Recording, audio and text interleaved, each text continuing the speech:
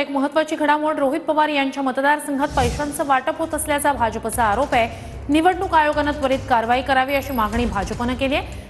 आता सुप्रिया सुळे यांनी मूग गिळून गप्प बसू नये असं भाजपकडून म्हटलं जात आहे।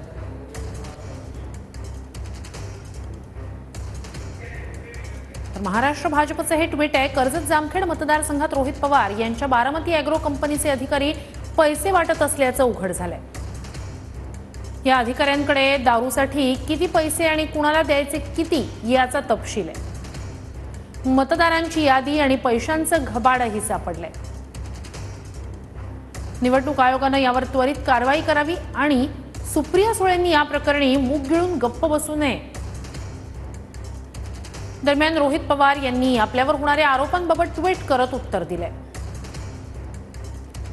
तर रोहित पवारांचं हे ट्विट आहे। माझ्या मतदारसंघात पैसे वाटप करतानाच पद्धतशीरपणे नाटक रंगवण्यात आलंय।